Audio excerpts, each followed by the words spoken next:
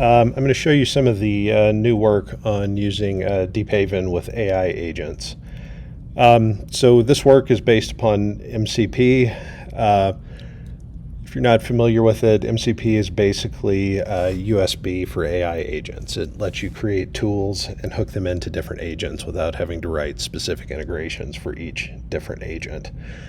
In the demo I'm about to show, there are two MCP servers. One allows you to interact, or allows the AI agent to interact with Deephaven workers. It can do things like asking them what tables are available or executing code. The other MCP agent is basically a documentation oracle, and it can allow the AI agent to ask questions about the Deephaven documentation. So because MCP will work with different agents, I'm going to be using Claude Desktop for this demo. You certainly don't need to use that. So first, let's look at the Claude configuration. So you can see here I've configured two MCP servers. This first one is the MCP server that allows the agent to connect to Deephaven workers. There's a configuration file here that specifies the workers it can be connected to and how to do that. The second MCP server is the documentation server. To get this started, I'm going to start a Deephaven worker and populate it with a few tables. And now we're back in Claude. So first, let's ask what workers are available.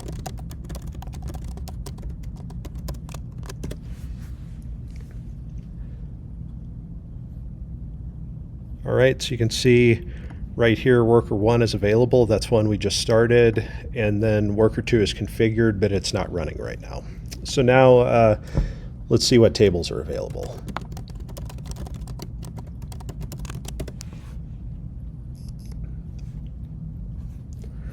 Okay, so this pop-up here is Claude asking if it's okay to use the MCP tool.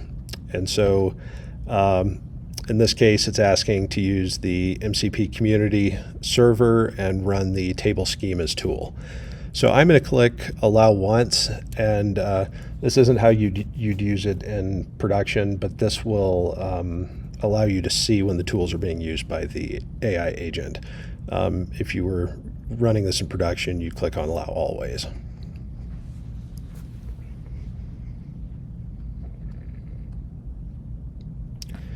Okay, so you can see some tables here. You have T1 with columns C1, C2, and 3 with types int, long, and string. You can see that there are tables for people and products and time series, and then quotes and trades and some other financial tables.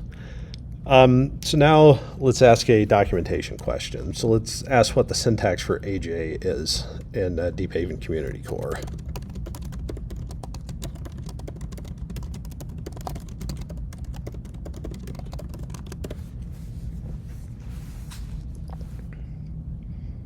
Okay, so you can see there's a new tool. This is going to the MCP docs server, and it's calling the docs chat. So it's asking our docs LLM this question.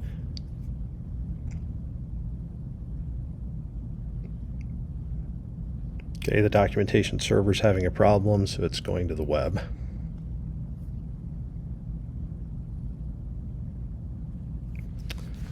And you can see the documentation that got pulled from the website.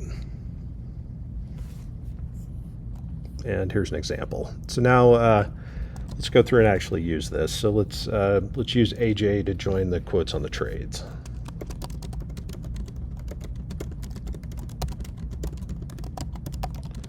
Okay, and the join should be on symbol and timestamp.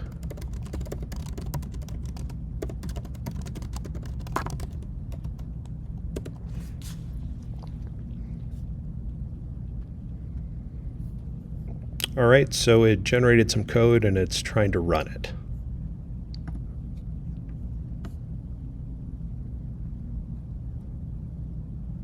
All right, the code ran, and let's see what it looks like. So show me the final script.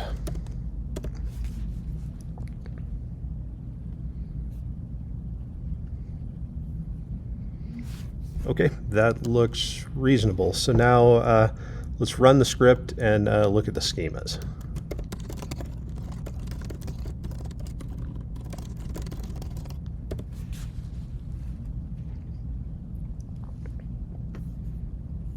All right.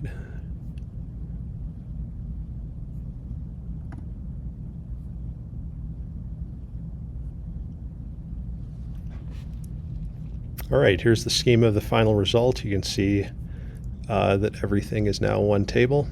And that's the end of the demo. More features will be coming quickly.